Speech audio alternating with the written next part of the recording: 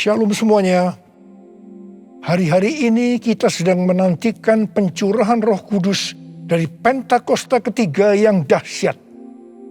Perlu digarisbawahi bahwa Pentakosta ketiga sedang terjadi. Tetapi kita sedang menantikan pencurahan Roh Kudus dari Pentakosta ketiga yang dahsyat. Pentakosta ketiga adalah pencurahan Roh Kudus yang dahsyat di zaman ini, yang akan mengakibatkan penuaian jiwa yang terbesar dan yang terakhir sebelum Tuhan Yesus datang kembali. Pentakosta ketiga akan membangkitkan generasi Yeremia, yaitu anak-anak muda yang dipenuhi Roh Kudus, cinta mati-matian kepada Tuhan Yesus, tidak kompromi terhadap dosa, dan akan bergerak memenangkan jiwa. Pentakosta ketiga akan memberikan kuasa untuk menyelesaikan amanat agung. Setelah itu Tuhan Yesus datang kembali. Apa yang harus kita lakukan supaya pencurahan Roh Kudus dari Pentakosta ketiga yang dahsyat itu terjadi? Pada zaman Elia, orang-orang Israel bertobat karena mereka melihat api Tuhan turun. Api Tuhan ini turun setelah Elia berdoa.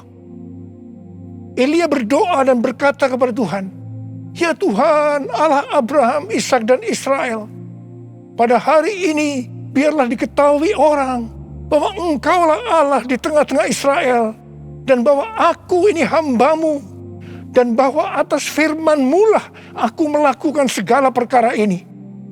Jawablah aku ya Tuhan, jawablah aku, supaya bangsa ini mengetahui bahwa Engkaulah yang membuat hati mereka tobat kembali." Apa yang terjadi setelah Elia berdoa? Lalu turunlah api Tuhan, membakar habis korban bakaran, kayu api, batu dan tanah itu. Bahkan air yang dalam parit habis dijilatnya. Ketika seluruh rakyat melihat kejadian itu, sujudlah mereka serta berkata, "Tuhan, Dialah Allah. Tuhan, Dialah Allah." Jadi, kalau kita mau melihat api Roh Kudus dari Pentakosta ketiga dicurahkan dengan dahsyatnya, seperti yang dilakukan Elia dengan berdoa, maka kita, gereja Tuhan, harus berdoa, memuji, dan menyembah Tuhan dalam unity siang dan malam. Hal ini juga seperti yang dilakukan oleh murid-murid Tuhan Yesus waktu menantikan pencurahan Roh Kudus di kamar loteng, yang kita sebutkan sebagai Pentakosta pertama. Kisah Para Rasul 1 ayat 14 bagian A berkata, mereka semua bertekun dengan sehati dalam doa bersama-sama. Artinya mereka berdoa, memuji dan menyembah Tuhan bersama-sama dalam unity siang dan malam. Ini adalah prinsip restorasi Pondok Daud. Ini adalah prinsip menara doa.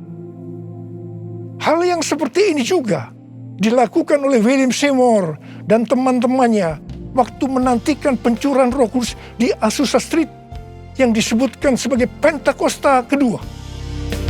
Jadikan aku Tuhan, rumah doamu, agar semua suku bangsa datang menyembah-Mu. Jadikan aku Tuhan, rumah doamu, agar semua suku bangsa datang menyembah-Mu.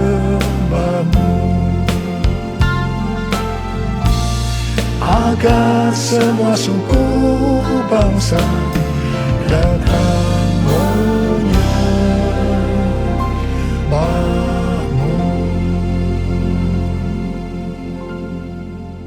GBI Jalan Jenderal Gatot Subroto sudah berumur 33 tahun.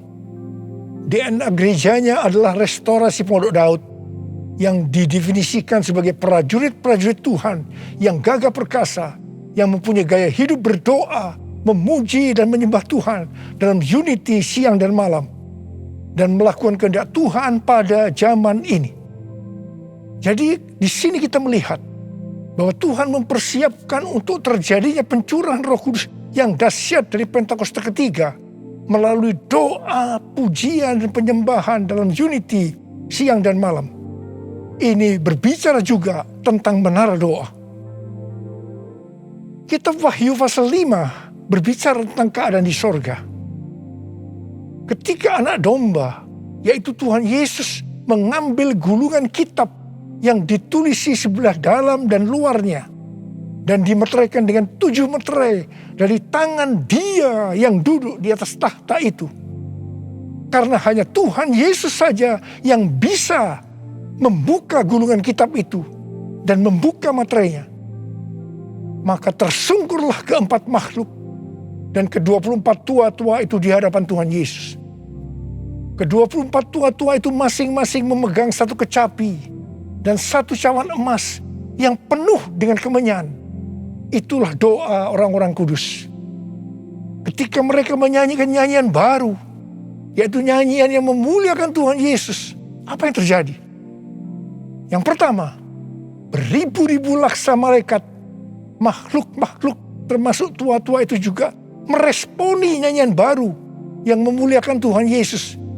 Ini bisa diartikan terjadinya penuaian jiwa beribu-ribu laksa. Yang kedua, ternyata yang meresponi nyanyian baru yang memuliakan Tuhan Yesus tidak hanya beribu-ribu laksa, tetapi semua makhluk di sorga, di bumi, yang di bawah bumi, dan yang di laut, dan semua yang ada di dalamnya. Ini bisa diartikan bahwa setiap lutut bertelut, semua lidah mengaku bahwa Yesus Kristus itu adalah Tuhan. Haleluya! Semua hal yang terjadi ini bisa diartikan sebagai berikut. Ke-24 tua-tua memegang kecapi yang berbicara tentang pujian dan penyembahan. Dan cawan yang berisi kemenyan, yaitu doa orang-orang kudus. Ini bisa diartikan ketika kita berdoa, memuji dan menyembah Tuhan dalam unity siang dan malam, dengan menyanyikan nyanyian baru yang memuliakan Tuhan, maka akan terjadi penuaian jiwa beribu-ribu laksa. Bahkan akan membuat setiap lutut bertelut dan semua lidah mengaku Yesus adalah Tuhan. Hal ini sesuai dengan Kisah Para Rasul 15 ayat 15 sampai dengan 18. Di mana restorasi Pondok Daud akan membuat semua orang lain mencari Tuhan. Dan segala bangsa yang tidak mengenal Allah, yang kusebut milikku, mencari Tuhan. Yang artinya setiap lutut akan bertelut dan semua lidah akan mengaku Yesus adalah Tuhan. Haleluya! Tahun 2013 merupakan tahun yang bersejarah bagi GBI Jalan Jenderal Gatot Subroto. Mengapa? Alasan yang pertama, pada tahun 2013 Tuhan memberikan nama pencurahan Roh Kudus yang dahsyat yang akan turun di zaman ini sebagai Pentakosta yang ketiga. Alasan yang kedua, pada tahun 2013 di GBI Sukawarna Bandung ada tindakan profetik penyatuan cawan dan kecapi, di mana cawan berbicara tentang doa dan kecapi berbicara tentang pujian dan penyembahan.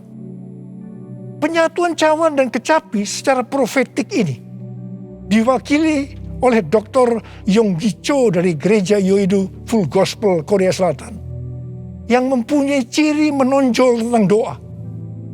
Dan saya dari GBI Jalan Jenderal Gatot Subroto yang mempunyai ciri menonjol dalam pujian dan penyembahan. Tindakan profetik penyatuan cawan dan kecapi ini sebagai tanda dimulainya penuaian jiwa yang terbesar dan yang terakhir dengan adanya Pentakosta ketiga sebelum Tuhan Yesus datang kembali. Salah satu wujud dari tindakan penyatuan secara profetik cawan dan kecapi ini adalah pada tahun 2014 Hansai University memberikan gelar doktor kehormatan, doktor honoris causa di bidang teologi kepada saya. Meskipun Dr. Yonggi Cho dan istrinya Dr. Kim sudah dipanggil Tuhan, saya percaya penyatuan secara profetik kekacauan dan kecapi ini tidak dapat dibatalkan. Hosana, Hosana di tempat yang tinggi. Hosana, Hosana di hati yang suci. Hosana, Hosana, Hosana in the highest. Hosana, Hosana, Hosana in the highest. Hosana in the highest. Hosana in the highest.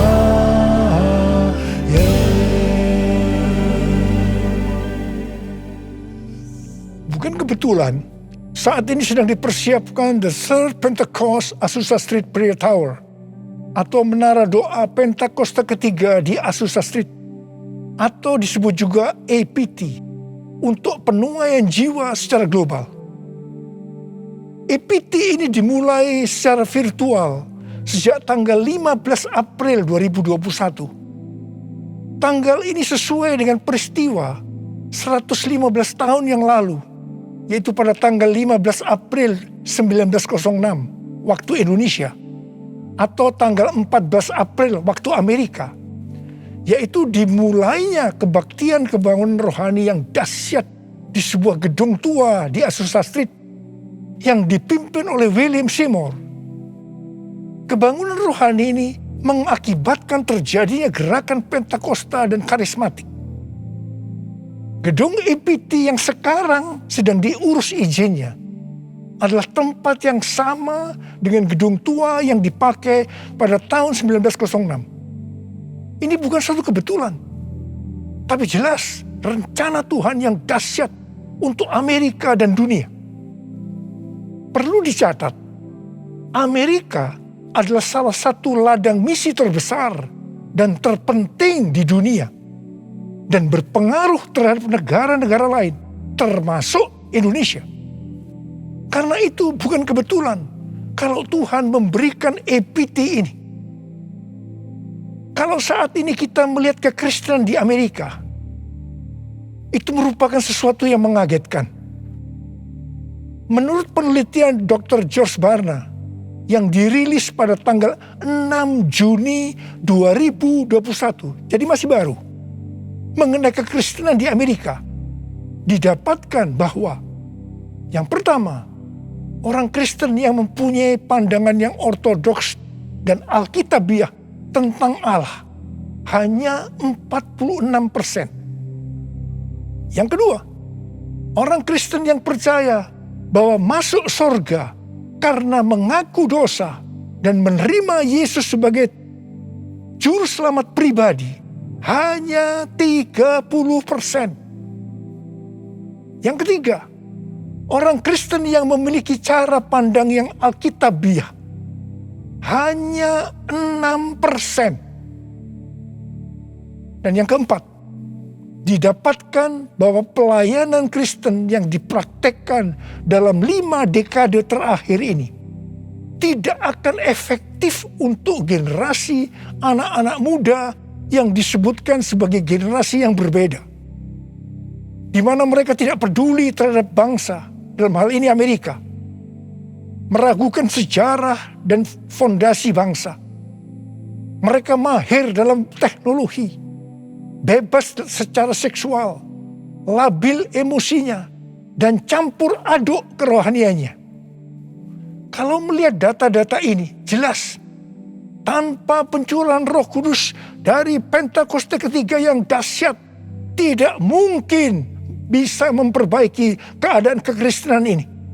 Michael L. Brown, penulis buku yang mengungkapkan bahaya ajaran hypergrace, akan menerbitkan buku pada tanggal 19 Oktober 2021 yang akan datang dengan judul Revival or We Die. A Great Awakening is Our Only Hope. kebangkitan atau kita mati. Kebangunan besar adalah harapan kita satu-satunya. Kesimpulan dari buku ini adalah sebagai berikut. Amerika diambang kehancuran. Harapan satu-satunya adalah lawatan kuasa dan hadirat Allah. Untuk menyelamatkan bangsa, maka gereja di Amerika yang pertama harus menemukan kembali firman Allah yang terhilang. Yang kedua, memulihkan takut akan Tuhan. Ketiga, menyalakan kembali api kasih mula-mula. Dan yang keempat, mengobarkan kembali rasa lapar akan roh Allah. Kalau melihat ini, jelas Amerika membutuhkan lawatan Roh Kudus yang dahsyat dari Pentakosta ketiga. Karena itu Tuhan memberikan epiti, menara doa Pentakosta ketiga di Azusa Street. Hosana bagimu di tempat yang maha tinggi. Hosana bagimu Yesus di tahta maha kudus. Ku memujimu selalu, ku sembah kau selamanya. Sungguh Yesus ku cinta padamu. Hosana bagimu di tempat yang maha tinggi. Hosana bagimu Yesus di tahta maha kudus. Ku memujimu selalu, ku sembah kau selamanya. Sungguh Yesus ku cinta padamu. Sungguh Yesus ku cinta padamu. Sungguh Yesus ku cinta padamu.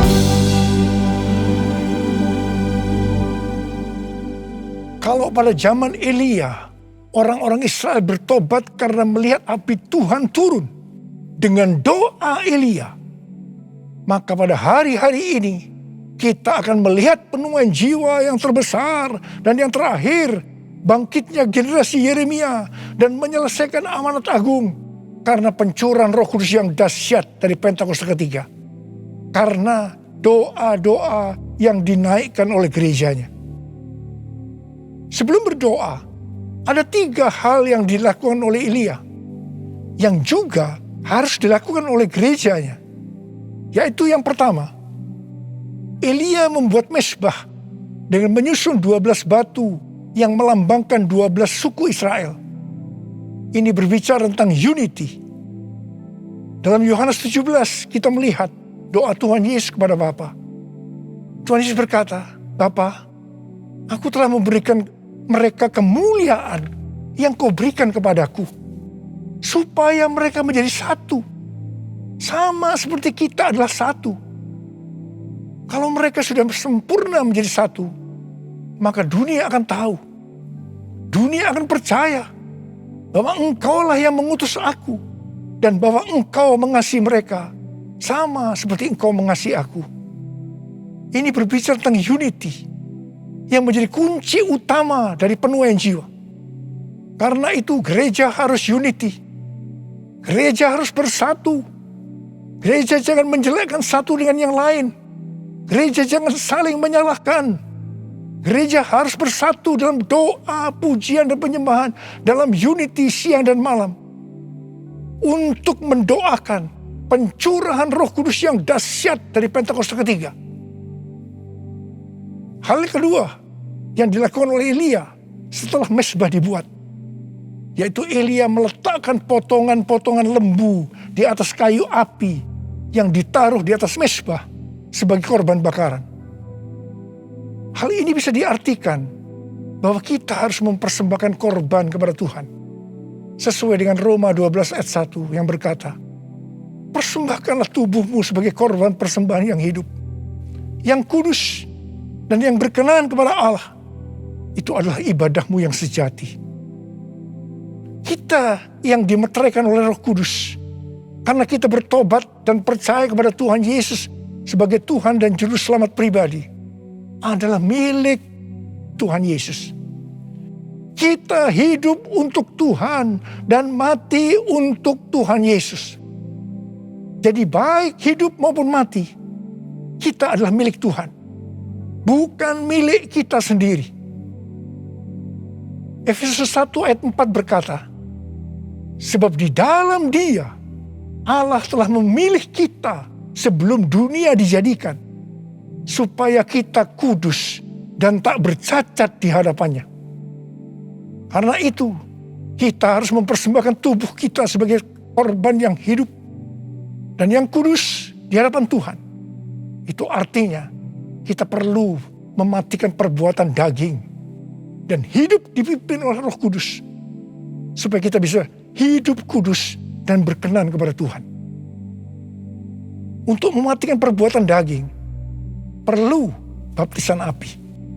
Hal yang ketiga yang dilakukan oleh Elia adalah Elia menyuruh mengisi 4 buyung dengan air sampai penuh.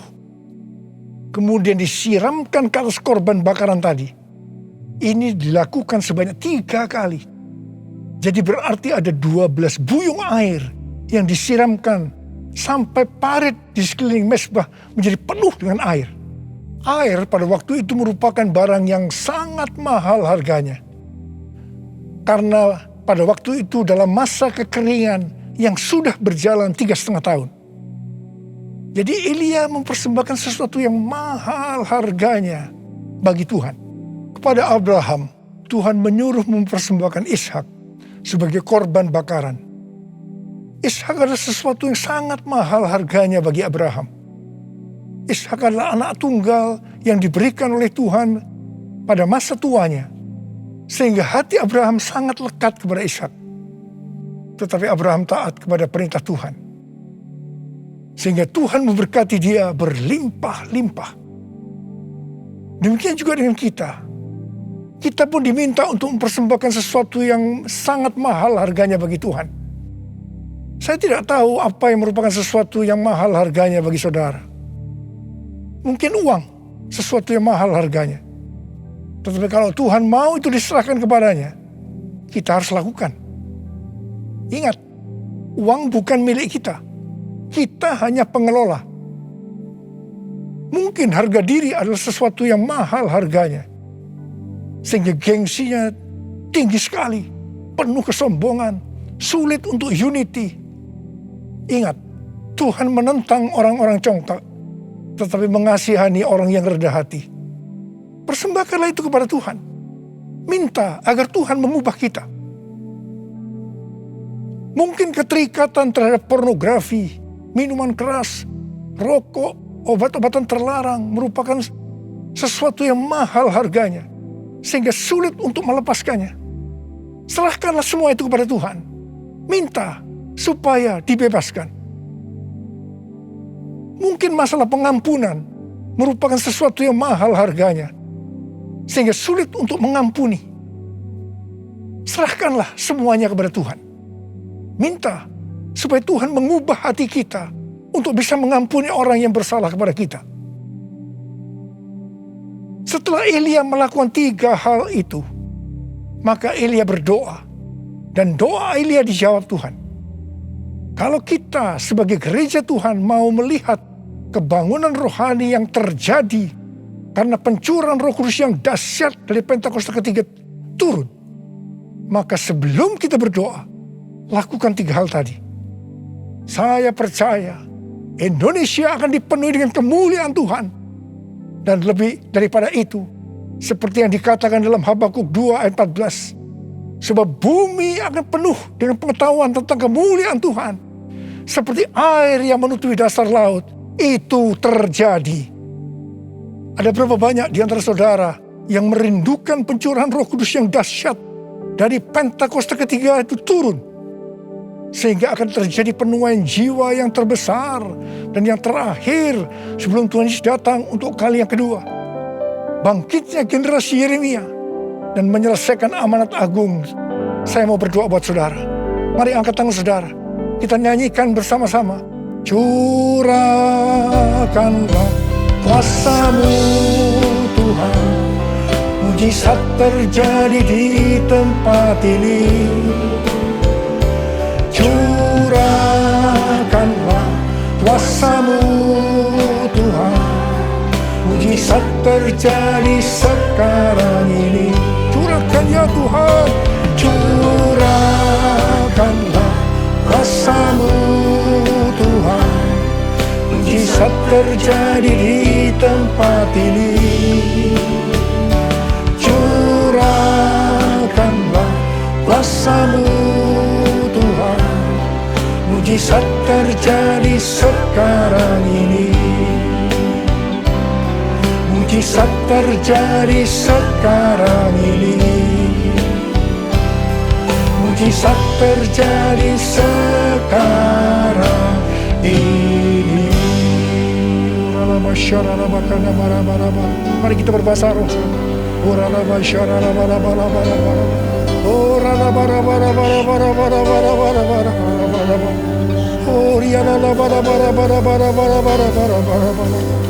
Tuhan, Kau melihat tangan-tangan yang terangkat, anak-anak-Mu yang merindukan turunnya Pentakosta ketiga.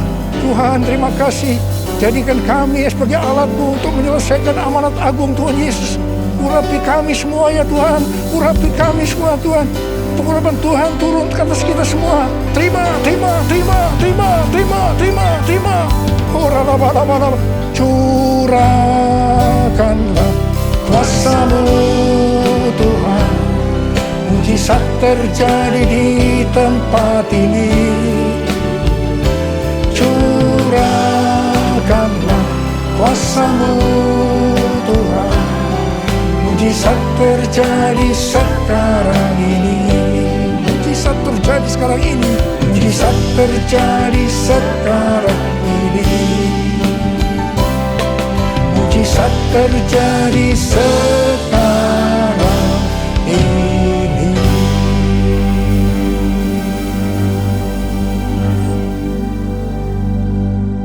Mari saudara-saudara, kita akan masuk dalam perjamuan kudus. Kita akan mengingat ayat ini. Sebab setiap kali kamu makan roti ini dan minum cawan ini, kamu memberitahukan kematian Tuhan sampai Ia datang. Perjamuan kudus adalah perjamuan Tuhan Yesus sendiri. Setiap kali kita masuk dalam perjamuan kudus, Tuhan Yesus selalu berkata, biarlah ini menjadi peringatan akan aku. Karena itu, mari arahkan hati kita semua kepada kebaikan Tuhan. Kita akan mengingat kebaikan Tuhan. Supaya kita lebih mengasihi Tuhan Yesus.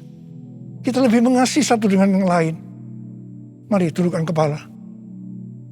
Tuhan, siapakah kami sebelum kami mengenal Engkau? Kami semua orang berdosa. Upah dosa adalah maut, mati. Tapi Engkau yang tidak berdosa telah dijadikan dosa oleh karena kami. Engkau harus turun dari sorga mulia, menjelma menjadi manusia. Mati ganti kami dengan penderitaan yang luar biasa. Sungguh kalau kami pikirkan ya Aba, betapa baiknya Engkau itu. Kau jadikan kami sebagai anak-anak-Mu. Engkau memberkati, Engkau tuntun, Engkau membela kami, Engkau mengajar kami. Engkau juga menegur kalau kami salah. Itu Engkau ya Aba. Betapa baiknya Engkau itu. Terima kasih. Tuhan akan memberkati kita semua melalui perjamuan kudus. Tapi Tuhan mau kita makan dan minum dengan cara yang benar. Karena itu sekarang, mari kita introspeksi. Sebelum kita masuk dalam perjamuan kudus, kita introspeksi. Jangan menyimpan dosa. Kalau Tuhan ingatkan saat ini tentang dosa yang harus kita selesaikan, langsung minta ampun. Mari kita minta ampun. Ampuni saya Tuhan. Katakan, ampuni saya Tuhan, ampuni saya. Ampuni Tuhan, ampuni kami semua Tuhan. Ya Tuhan, Kau sedang melihat anak-anak-Mu yang sedang meminta ampun padamu. Layakkan kami untuk masuk dalam perjamuan kudus. Kami akan masuk dalam perjamuan kudus dengan hati yang penuh ucapan syukur. Dalam nama Yesus kami berdoa. Amin. Mari. Sekarang kita angkat roti di tangan kanan kita tinggi-tinggi. Sebab apa yang telah kuteruskan kepadamu telah aku terima dari Tuhan. Yaitu bahwa Tuhan Yesus pada malam waktu Ia diserahkan mengambil roti. Dan sesudah itu Ia mengucap syukur atasnya. Ia memecah-mecahkannya dan berkata, inilah tubuhku yang diserahkan bagi kamu. Perbuatlah ini menjadi peringatan akan aku. Sudah dikasih Tuhan. Bukankah roti yang kita pecah-pecahkan ini adalah persekutuan kita dengan tubuh Kristus? Mari kita makan dalam nama Yesus.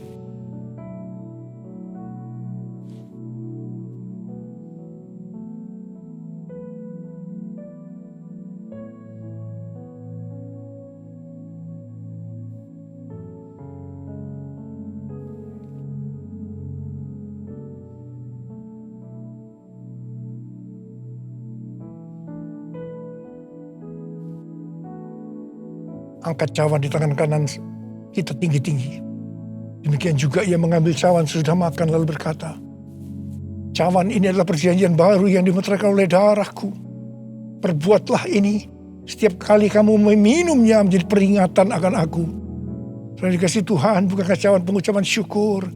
Yang ke atasnya kita ucapkan syukur adalah persekutuan kita dengan darah Yesus. Mari kita minum dalam nama Yesus.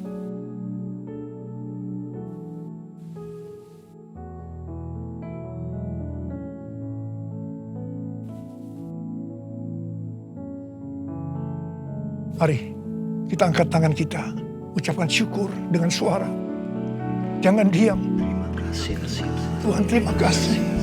Terima kasih ya Tuhan. Terima kasih ya Tuhan. Terima kasih. Kami bersyukur ya Tuhan. Kami bersyukur ya Tuhan. Terima kasih Tuhan. Kalau ada anak-anakmu yang sedang sakit, Engkau menyembuhkan mereka saat ini. Sembuh dalam nama Yesus, sembuh dalam nama Yesus. Mujizat terjadi dalam hidupmu saat ini. Engkau tolong mereka ya Tuhan, yang membutuhkan pertolongan Tuhan. Ya, Engkau melihat saat ini anak-anakmu ya Tuhan. Oh Tuhan, terima kasih buat semuanya. Terima kasih. Terima kasih buat semuanya ya Tuhan. Terima kasih Yesusku, terima kasih Yesusku. Puji syukur hanya bagi Tuhanku. Terima kasih Yesusku, terima kasih Yesusku. Puji syukur hanya bagi Tuhanku. Terima kasih Tuhan. Terima kasih Yesusku, terima kasih Yesusku. Puji syukur hanya bagi Tuhanku. Terima kasih Yesusku, terima kasih Yesusku. Puji syukur hanya bagi Tuhanku.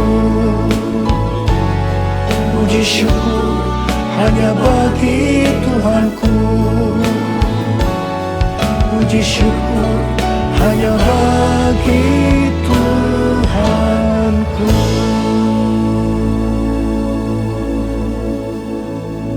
Terima kasih ya Bapa. Terima kasih ya Aba. Terima kasih ya Aba. Mari angkat tangan saudara. Terimalah berkat Tuhan.